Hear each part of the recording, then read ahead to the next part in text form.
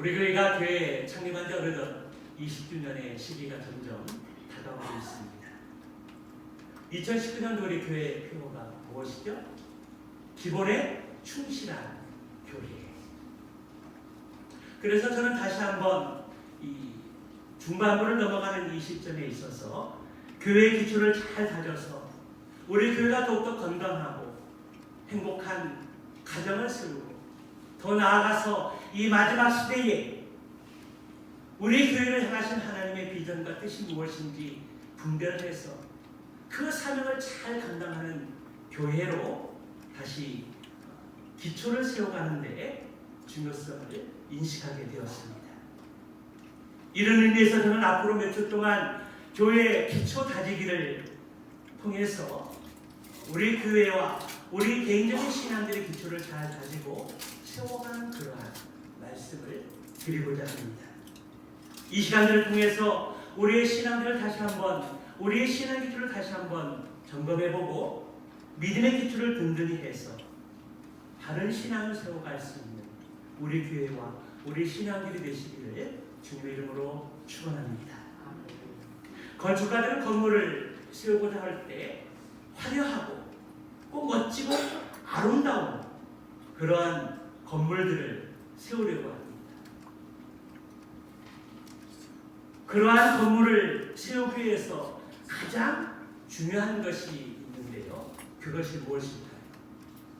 그것은 바로 기초라는 것입니다. 집을 건축하고 집을 세우는 데 있어서 가장 중요한 것은 기초 작업입니다. 기초가 약하거나 부실하면 아무리 그 위에 화려하고 멋지고 아름다운 건물을 세웠다 할지라도 기초가 부실하면 그 건물은 오랫동안 지탱할 수 없고 넘어지고 허물어질 수밖에 없다는 것입니다. 그러므로 건물을 세울 때 가장 중요한 것은 바로 기초라는 것입니다. 이와 마찬가지로 교회와 성도들에게 있어서 가장 중요한 것은 신앙의 기초라고 할 수 있습니다. 교회가 든든히 서가고 성도 각자가 신앙생활을 잘 하기 위해서 많은 것들이 필요하지만 그 가운데 가장 중요한 것은 기초라는 것입니다. 기초가 튼튼해서 성도 각자의 신앙생활도 든든히 서갈 수 있고 교회도 마찬가지로 교회가 기초로 잘 세워지게 됐을 때 어떠한 풍파와 어려움들이 몰려오고 또 교회가 그러한 어려운 상황 속에 직면한다 할지라도 그러한 교회는 기초가 든든한 교회는 무너지지 않아요. 언제든지 견고하게 세워진 상태로 지켜나갈 수 있다는 것입니다. 그래서 오늘 말씀을 통해서 교회 기초 다지기에 여러분들의 관심을 갖고 귀를 기울일 수 있는 귀한 시간이 되시기를 축복합니다. 오늘은 교회 기초 다지기 첫 번째 시간으로 성경에 대해서 말씀을 나누려고 합니다. 첫 번째로 성경을 그 주제로 한 것은 성경이야말로 우리의 신앙의 기초를 세우고 교회의 기초를 다지는 데 있어서 가장 중요한 요소라고 생각했기 때문입니다.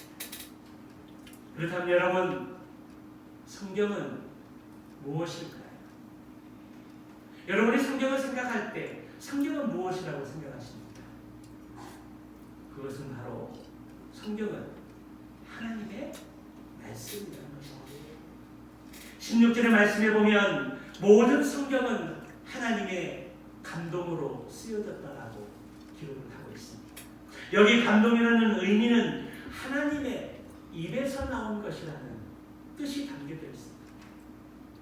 다시 말하면 성경은 하나님의 입에서 나온 말씀을 사람들이 받아서 기록한 책이 바로 성경이라는 것입니다. 우리 베드로후서 1장 20절, 21절 말씀 한번 보도록 할까요? 같이 봅니다. 시작. 먼저 알 것은 성경은 모든 예언은 사사로 이끌 것이 아니니 예언은 언제든지 사람의 뜻으로 되는 것이 아니고 오직 성령의 감동하심을 받은 사람들이 하나님께 받아 말한 것입니다. 성경, 이 예언의 말씀은 성령의 감동하심을 받은 사람들이 하나님께 받아서 말한 것이다. 사도 베드로는 우리에게 그렇게 말씀해주고 있습니다. 하나님께 받아 말한 것을 기록한 것이 뭐라고요? 바로 성경이라는 것입니다. 그러므로 성경은 그 자체로서 절대적인 권위를 가지고 있는 것입니다. 왜 그럴까요? 성경이 바로 하나님의 말씀이기 때문입니다. 이런 점에서 성경은 이 세상의 그 어느 책과 비교할 수 없는 가장 놀랍고 위대한 책이라는 것입니다. 성경을 들여서 캐논, 정정이라고 해요. 모든 것의 기준, 그것이 캐논, 정정입니다. 성경은 이 세상에서 가장 많이 팔린 책입니다. 저희 집에도 10권 정도 있습니다. 이 성경책이 몇 천 원 하는 책일까요? 몇만 원 하는 책입니다. 적어도 3, 4만 원 정도 하는 책입니다. 이 귀한, 값진, 위대한 책. 이 세상에서 가장 많이 팔리는 책이고 한 집에 적어도 5권 저로를 있는 책입니다. 그런데 또 한편 이면에는 가장 읽지 않는 책이 또 성경책이라는 것입니다. 여러분, 그렇다면 하나님의 말씀은, 성경은 무엇을 말씀하고 있는 책일까요? 또 성경의 주제가 무엇입니까? 우리는 이것을 알기 위해서 먼저 계시라는 말을 잘 이해해야 합니다. 계시는 열어서 보여준다는 그런 의미를 가지고 있습니다.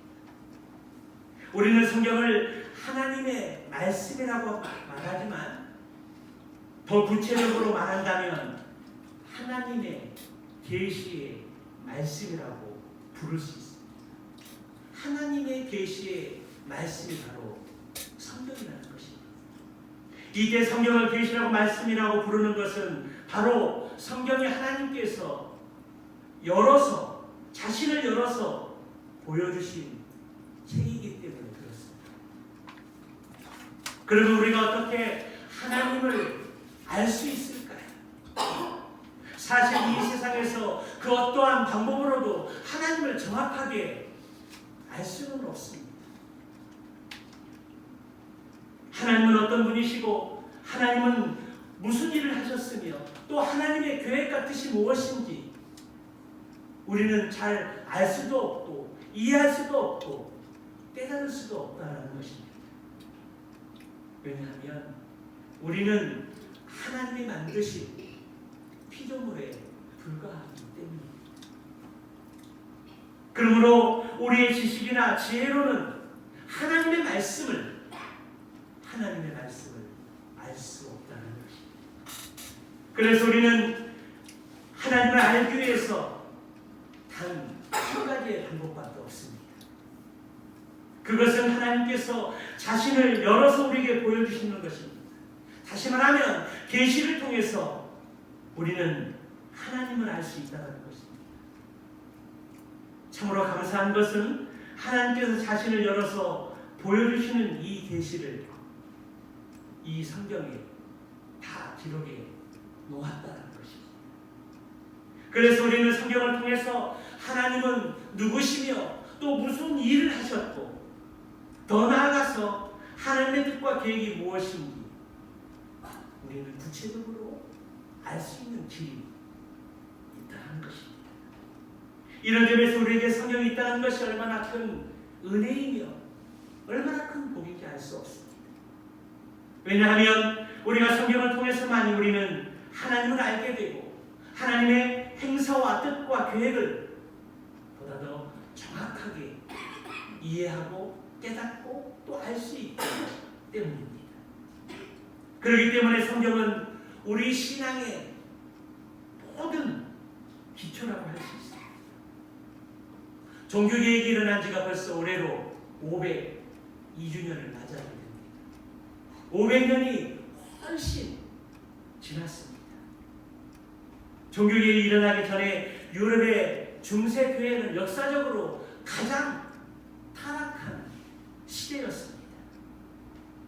무엇보다 교회 안에서 온갖 미신들이 판쳤는데요. 그 실외로 하나가 성인들을 숭배하는 일들이 교회에 있었습니다. 성인이라는 것은 이 세상에 인간으로서 거룩한 삶을 살고 모든 사람의 본이 되는 믿음의 삶을 살아가는 믿음의 본을 살았던 사람은 일품입니다. 성인.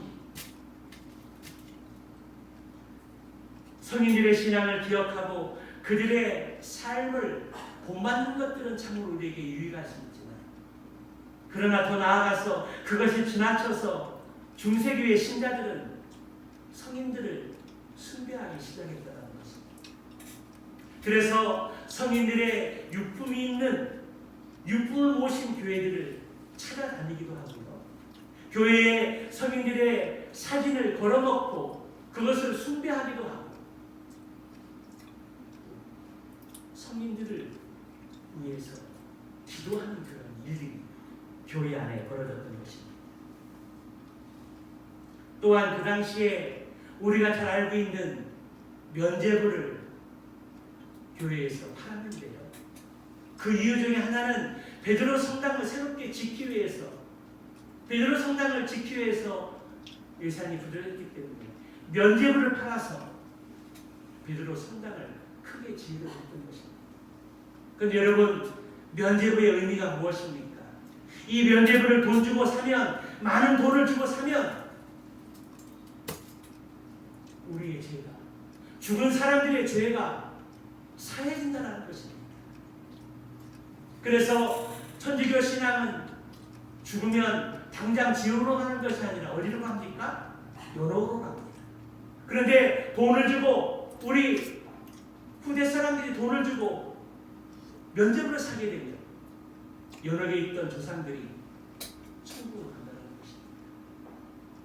이럴 때는 헐하는 것입니다.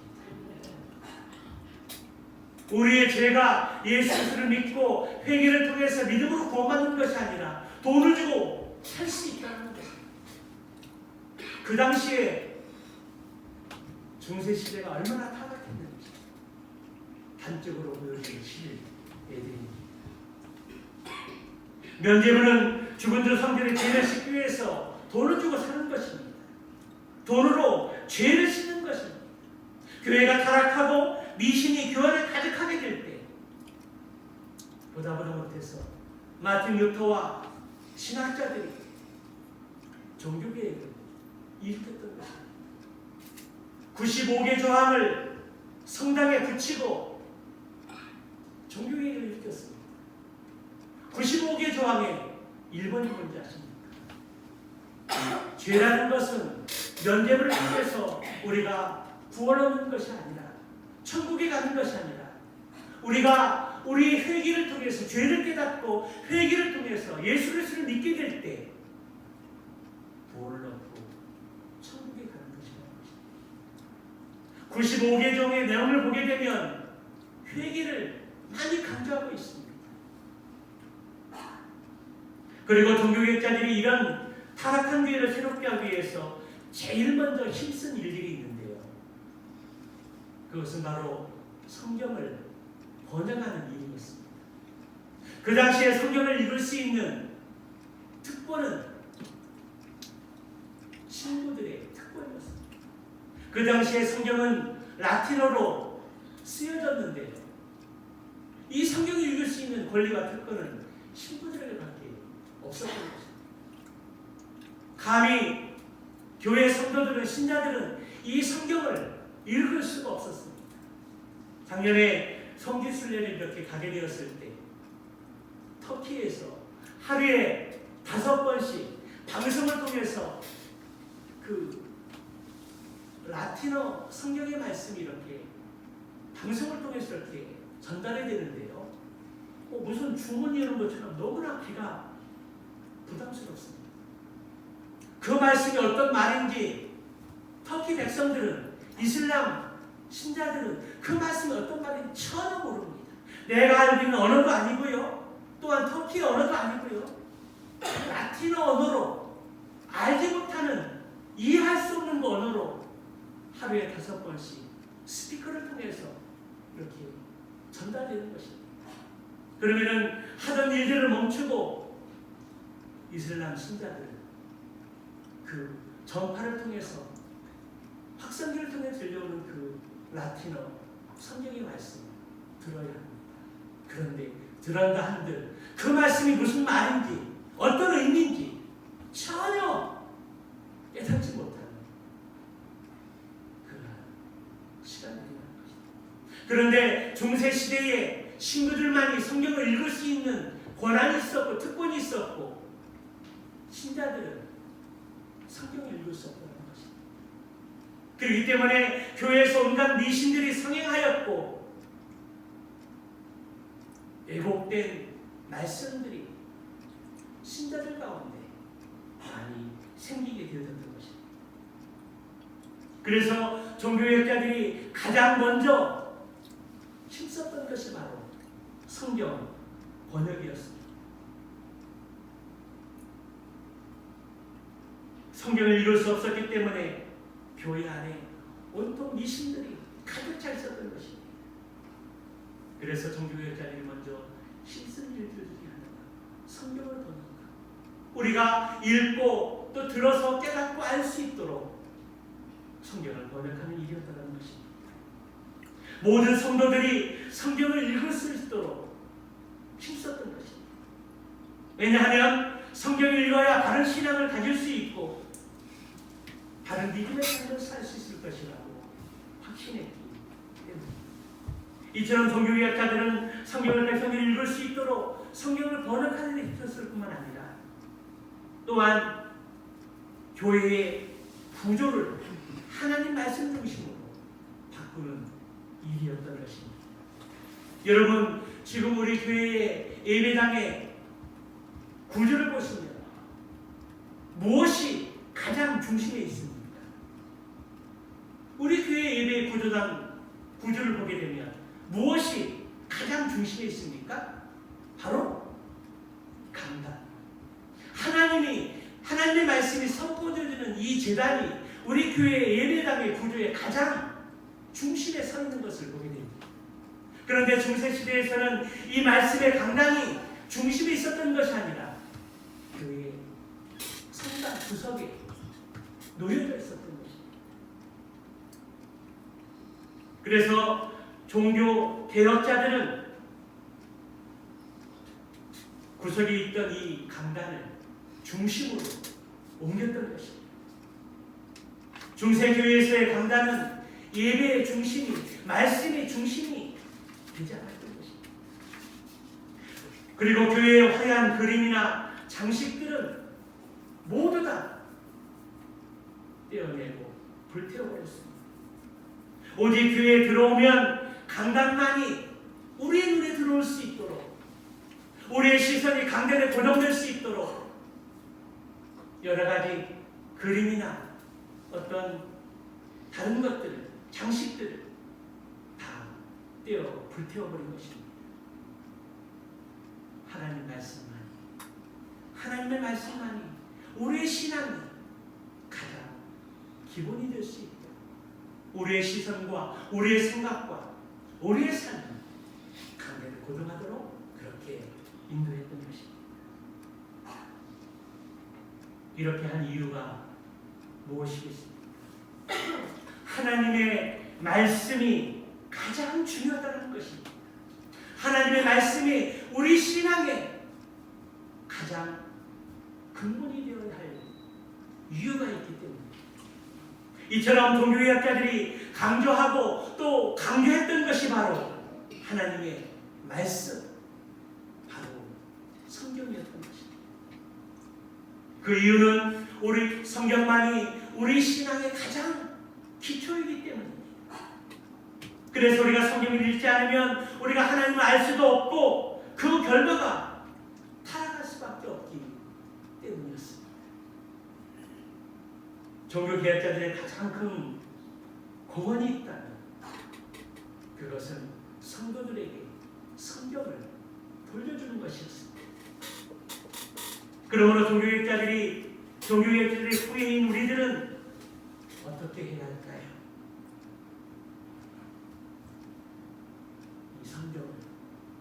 이 성경을 읽어야 합니다. 성경을 읽어야 하나님을 알 수 있으며 성경을 읽어야 다른 신앙의 삶을 살 수 있기 때문입니다. 우리가 성경을 읽는다는 것은 우리가 성경에 있는 그 사람의 모습을 보고 경건하다 그렇게 말할 수 없습니다. 성경을 읽는 것은 경건의 어떤 표시가 결코 아니라는 것입니다. 당연하건대 성경을 읽지 않으면 우리는 영적으로 결코 성장할 수 없기 때문입니다. 그러므로 성도에게 성경을 읽는 것은 절대적인 것입니다. 그러므로 오늘 예배를 드리는 우리 모두가 성경을 다 읽을 수 있기를 바랍니다. 우리가 신년을 시작하면서 성경 읽기표를 나눠드렸는데요. 오늘 6월 16일 성경 읽기의 순서에 의하면 우리가 시편의 말씀을 시편 69편의 말씀을 읽고 있어야 합니다. 물론 일기표에 상관없이 꾸준하게 하루에 1시간 또 50장, 100장 그렇게 있는 분들도 있지만 우리가 그런 삶을 살지 못한다면 지금 우리는 지금 시편 69편의 말씀을 오늘 읽고 있어야 한다는 것입니다. 하나님의 계시의 말씀인 성경을 읽음으로 우리 하나님을 더 가까이 알 수 있고 더 깊이 알 수 있고 영적으로 성장하여 하나님을 기쁘시게 하는 그러한 믿음의 삶을 살 수 있기 때문에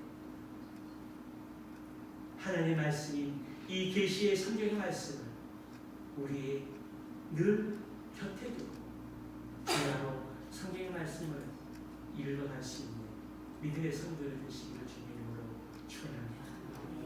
그러면 더 구체적으로 성경이 우리에게 무엇을 가르쳐주고 있을까요? 성경은 크게 두 가지의 사실을 우리에게 말씀해주고 있습니다. 첫째는 성경의 말씀을 통해서 구원에 이르는 지혜를 가르쳐준다는 것입니다. 우리 15절의 말씀 한번 다시 읽어보도록 할까요?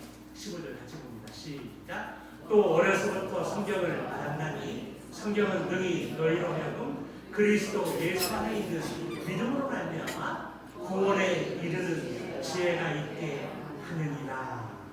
아멘. 여러분, 성경이 무엇보다 중요한 이유가 무엇입니까? 바로 성경이 우리에게 무엇을 가르쳐주고 있다고요? 구원에 이르는 지혜를 가르쳐 준다는 것입니다. 하나님께 우리에게 성경을 주신 가장 중요한 목적이 바로 우리를 구원에 이르는 지혜를 주신다는 것입니다. 그런데 우리가 구원을 어떻게 받을 수 있습니까? 그것은 하나님께서 보내주신 구원자 예수 그리스도를 믿음으로 말미암아 구원을 하나님의 자녀가 되고 영원한 천국의 선물을 은혜로 받는다는 것입니다. 그런데 여기에 문제가 무엇입니까? 하나님이 보내주신 구원자 예수님이 누구인지를 우리가 어떻게 알 수 있다는 것입니다. 우리가 예수님이 누구인지를 알아야 우리가 믿을 수 있고 그리고 구원을 받아 하나님의 자녀가 되고 구원에 이르는 지혜를 얻을 수 있기 때문입니다. 그러기에 하나님은 성경을 통해서 구원자 예수님이 누구이신지를 알도록 기록한 것입니다. 그래서 요한복음 20장 31절의 말씀에 성경의 기록의 목적을 우리에게 가르쳐주고 있는데요. 우리 31절의 말씀 한번 같이 보도록 할까요? 시작. 이것을 기록하고 너희로 예수께서 하나님의 아들 그리스도이심을 믿게 하려 하며 또 너희로 믿고 그 이름을 믿고 생명을 얻게 하려 합니다. 사도 요한은 성경을 기록한 목적들을 우리에게 알려주면서 그 두 가지 이유를 우리에게 말씀해주고 있습니다. 우리 예수님이 누구라고요? 하나님의 아들, 그리스도, 메시아, 구원자라는 것을 우리에게 알려주고 또 그분을 믿고 구원을 얻을 수 있도록 생명을 그 이름을 믿고 생명을 얻을 수 있도록 요한복음의 말씀을 기록했다는 것입니다. 그러므로 우리가 성경을 읽지 않으면 예수님이 누군지에 대해서 전혀 알 수가 없습니다. 더 나아가 예수님이 하나님의 아들이고 그분이 이 세상에서 어떤 일을 행하셨으며 우리에게 향하신 하나님의 뜻과 비전이 무엇인지 우리가 깨달아 알 수 없다는 것입니다. 성도 여러분, 하나님의 성경을 우리에게 왜 주셨습니까? 우리가 성경을 읽음으로 하나님 보내신 구원자 예수님을 알도록 하기 위함이라는 것입니다. 그리고 우리가 예수님을 알고 믿음을 가지게 될 때 그 믿음을 통해서 생명, 다시 말하면 구원을 얻게 된다는 것입니다. 할렐루야. 누가복음 24장의 말씀을 보게 되면 예수님께서 십자가에 죽으셨을 때 예수를 따르던 두 명의 제자들 가운데 예수님이 힘없이 죽으시는 것을 목격하고 낙심하고 절망하여 귀환하여 엠마오를 향하는 두 명의 제자의 이야기가 나옵니다. 그때 예수님께서는 낙심하여 귀환하는 두 제자들을 이렇게 찾아가시고 함께 길을 걷게 됩니다.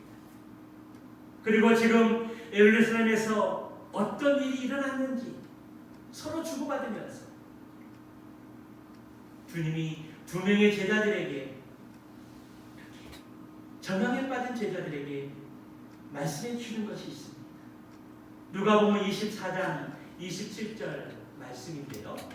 우리 한번 같이 20절 보도록 할까요?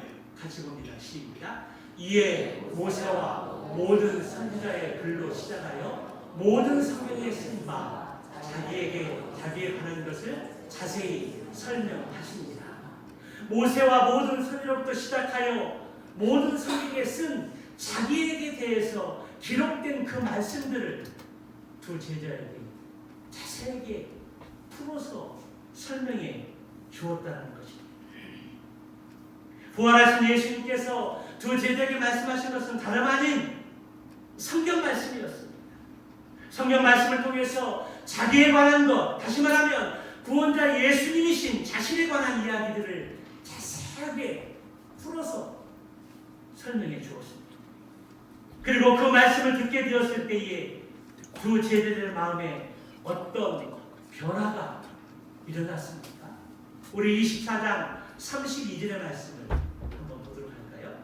24장 32절 같이 봅니다. 시작. 그들이 서로 말하되 길에서 우리에게 말씀하시고 우리에게 성경을 풀어주실 때에 우리 속에서 마음이 뜨겁지 아니하더냐 하고, 우리 예수님께서 성경의 말씀을 자세하게 풀어서 말씀해 주셨을 때에 그들의 마음이 어떻게 되었다고요? 마음이 뜨거워졌다라고 말씀하고 있습니다. 쉬운 성경의 말씀을 보니까 그들의 마음이 불탔다. 하나님의 말씀을 예수님께서 자세하게 풀어서 설명해 주셨을 때에 그 마음이 뜨거워졌다는 것입니다. 그 말씀이 불탔다는 것입니다. 여러분, 하나님의 말씀은 능력이 있습니다.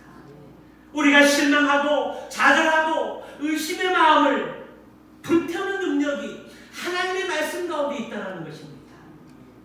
성경의 말씀을 들은 제자들은 절망과 의심을 떨쳐버릴 수 있었고 부활의 확신을 가지고 돌아가던 길을 다시 돌이켜서 예루살렘으로 향하여 가서 마가다라에 모여 있는 제자들에게 보라! 우리가 부활하신 예수 그리스도를 만났다고 그렇게 선언하고 있는 것들을 우리가 볼 수가 있습니다. 그러므로 우리는 왜 성경을 읽어야 합니까? 성경이 바로 구원자 예수 우리에게 가르쳐주고 있기 때문입니다. 우리가 성경을 읽을 때 우리는 예수 그리스도를 알게 되고 또 예수님을 믿게 되고 그 믿음으로 말미암아 생명, 바로 구원을 얻는 지혜를 얻을 수 있기 때문입니다. 혹시 여기 계신 분들 중에 아직 하나님에 대해서, 살아계신 하나님에 대해서 의심하는 사람도 있습니까? 아직 구원자 예수에 대해서 미심쩍은 부분들이 우리 마음 가운데 아직 남아있는 자들이 있습니까? 그렇다면 성경의 말씀을 꼭 읽으시기 바랍니다. 목사님, 성경을 읽고 있는데요, 그 말씀이 무슨 말씀인지 이해가 되지 않아요. 너무 어려워요. 그래서 성경을 읽다가 옆에 치워놓고 혹시 읽지 않은 분들이 계십니까? 그런 분들이 계시다면 성경을 펼쳐놓고 읽을 때에 하나님께 이런 기도를 드리십시오. 하나님, 나의 눈을 열어 하나님의 법의 귀한 말씀을 보게 하시고 깨닫게 하시고 이해하게 하시고 발견할 수 있도록 하나님 지혜를 주십시오. 그리고 성경을 읽으면 하나님께서 우리에게 깨달을 수 있는 지혜와 은혜를 주실 줄 믿습니다. 개정 개혁이 성경이 조금 어려우면 쉬운 성경 하나 더 구입을 하셔서 쉬운 성경으로 말씀을 읽으시면 조금 더 이해하는 데 도움이 되고, 그 말씀을 통해서 예수님이 어떤 분이신지, 하나님께서 우리의 삶을 통해 어떻게 우리의 삶을 인도하시는지, 우리에게 향하신 하나님의 뜻과 비전이 무엇인지를 깨닫고 발견하게 될 수 있고, 우리의 믿음을 하나님의 말씀 가운데 바르게 세울 수 있다라는 것입니다. 하나님의 말씀 성경을 통해서 우리가 구원자 예수님을 더욱이 확실히 믿고 구원의 확신을 경험하고 바른 믿음을 세울 수 있는 우리가 있기를 주님의 이름으로 축원합니다. 두 번째로 우리에게 성경을 주신 두 번째 이유는 하나님의 사람으로 살 수 있는 지혜를 가르쳐주고 있기 때문입니다. 우리 16절, 17절의 말씀 한번 같이 읽어보도록 할까요? 16절, 17절 같이 봅니다. 시작. 모든 성경은 하나님의 감동으로 된 것으로 교훈과 책망과 바르게 함과 의로 교육하기에 유익하니 이는 하나님의 사람으로 온전하게 하며 모든 선한 일을 행할 능력을 갖추게 하려 함이라. 할렐루야. 하나님께 우리가 성경을 주신 목적 두 번째 이유는 하나님의 사람으로 부족하지 않도록 온전하게 훈련시키고, 또한 모든 선한 일을 행할 능력을 갖추게 하기 위해서 하나님 우리에게 성경을 주셨다는 것입니다.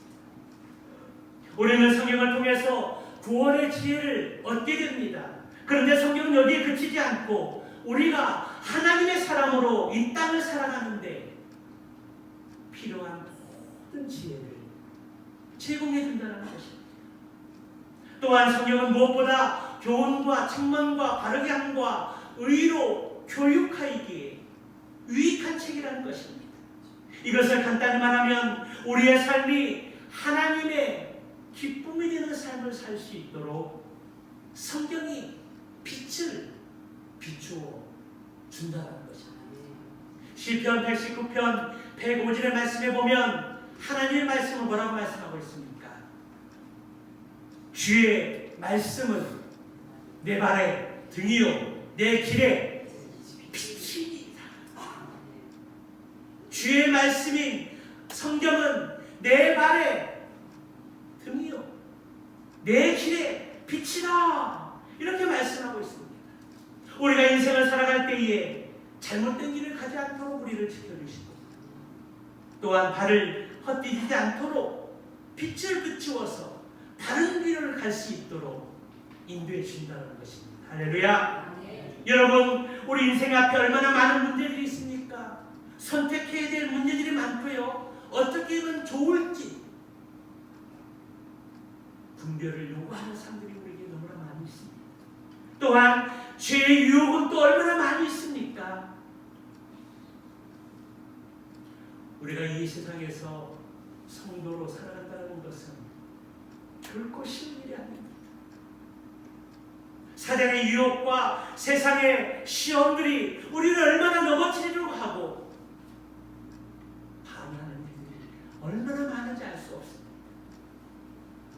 하지만 그런 우리에게 하나님이 주신 가장 복된 선물이 있습니다.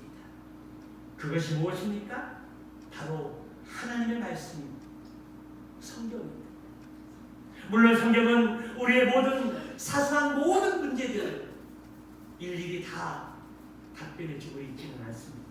하지만 분명한 사실은 성경이 우리에게 바른 믿음의 삶을 살아갈 수 있도록, 선한 능력의 삶을 살아갈 수 있도록 우리를 이끌어 주신다는 것입니다.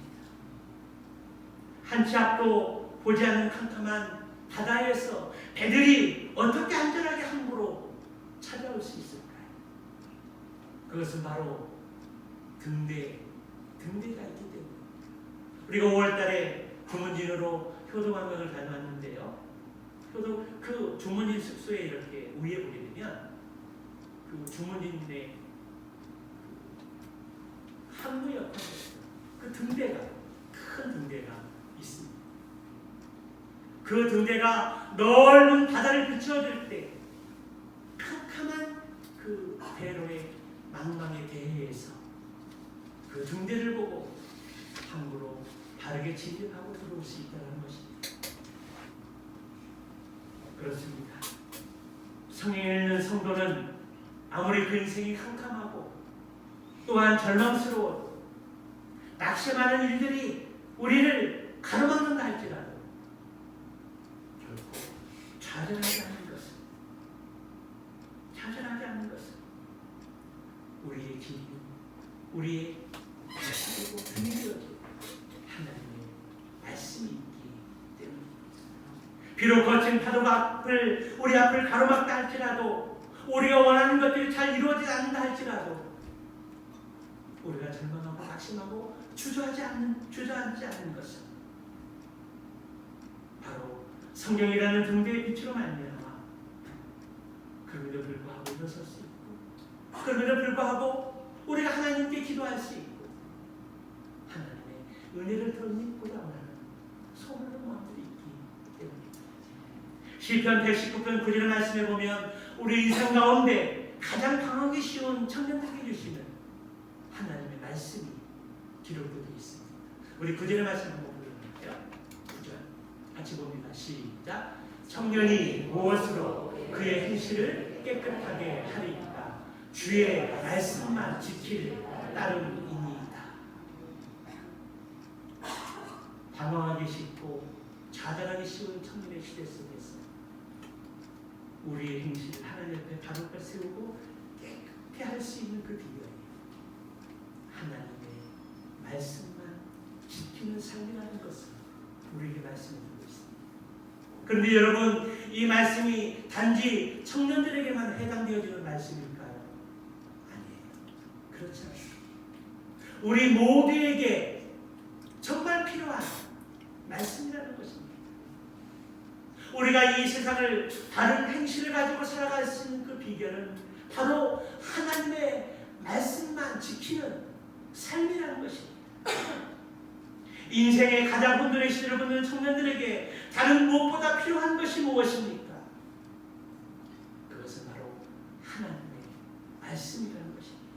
하나님의 말씀을 읽고 순종할 때 그의 삶은 하나님이 기뻐하시는 거룩하고 순결한 삶을 살아갈 수 있는 은혜가 있다는 것입니다. 우리는 성경을 읽음으로 구원에 이르는 지혜를 얻을 수 있습니다. 더 나아가 하나님의 사람으로서 바른 믿음을 가지고 살 수 있는 지혜도 얻게 된다는 것입니다. 그렇다면 여러분, 우리는 성경을 우리의 곁에 두고 꼭 읽어야 되지 않을까요? 성경만이 구원의 지혜를 줄 수 있고 성경만이 우리에게 하나님의 사람이 되는 지혜를 줄 수 있다면 우리는 이 성경을 주야로 우리 곁에 두고 읽어야 하지 기독교 역사상 가장 위대한 신학자 중에 하나이며 성인으로 불렸던 성 어거스틴이라는 그런 인물이 있습니다. 이 어거스틴은 진리를 찾기 위해서 온갖 일들을 다 했습니다.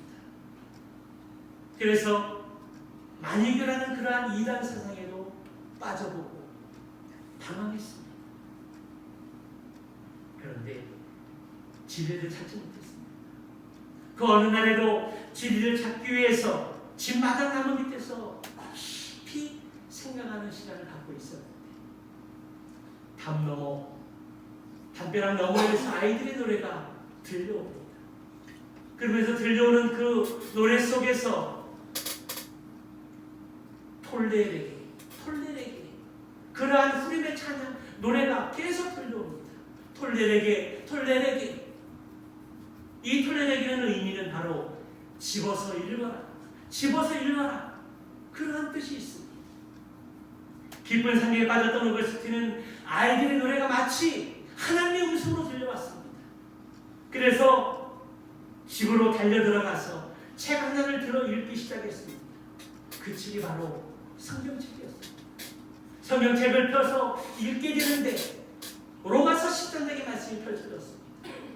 그리고 로마서 10장의 말씀을 읽어 내려가는 가운데 로마서 13장, 13절, 14절의 말씀이 마음에 큰 감동을 받고 하나님을 경험하게 되었습니다. 우리 로마서 13장, 13절, 14절 말씀을 읽어볼까요? 같이 봅니다. 시작. 낮에와 같이 단정히 행하고 방탕하거나 술 취하지 말며 음란하거나 호색하지 말며 다투거나 시기하지 말고 오직 주 예수 그리스도의 옷 입고 정욕을 위하여 육신의 일을 도모하지 마라. 어거스틴이 로마서 13장 13절 14절 이 말씀을 읽는 가운데 하나님을 경험하게 되고 자신의 죄를 회개하고 예수님의 인생의 주인으로 모셔드리게 되었다. 그리고 훗날 바로 성인이 되어서 놀라운 은혜를 받습니다. 이분의 책 가운데 신의 도성의 책이 있고 많은 책들을 집필해서 선한 영향력을 끼친 인물입니다. 저는 오늘 여러분에게 간곡히 권면을 드립니다.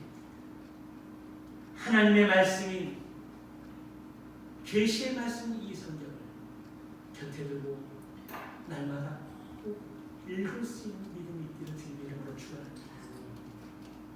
이 말씀을 읽는 가운데 구원의 지혜를 얻게 되고 또한 이 세상을 살아가는 데 있어서 하나님의 사람으로서 어떤 믿음의 삶을 살아야 되는지 그 능력을 갖추고 또한 선한 일을 행한 능력의 지혜를 얻어서 하나님의 사람으로 이 세상을 살아가는 데 부족하지 않은 믿음의 사람으로 세워져 가기를 주님의 이름으로 축원합니다.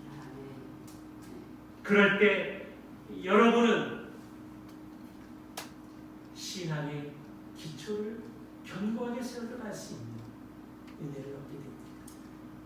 2019년도 기본에 충실한 교회가 되기 위해서 우리의 신앙 기초를 다시 한번 다져가는 기회를 가지게 됩니다. 하나님의 계시의 말씀이 성경의 말씀을 통해서 성경을 늘 가까이 두고 곁에 두고 날마다 이 말씀을 읽어내려가는 가운데 구원의 지혜를 얻고 하나님의 사람으로서 살아가는 방법을 지혜를 얻으며 우리의 신앙 기초를 견고하게 잘 세웠습니다. 바른 신앙의 삶을 살아갈 수 있는 저와 여러분 모두가 다 되시기를 주님의 이름으로 축원합니다. 기도하시겠습니다.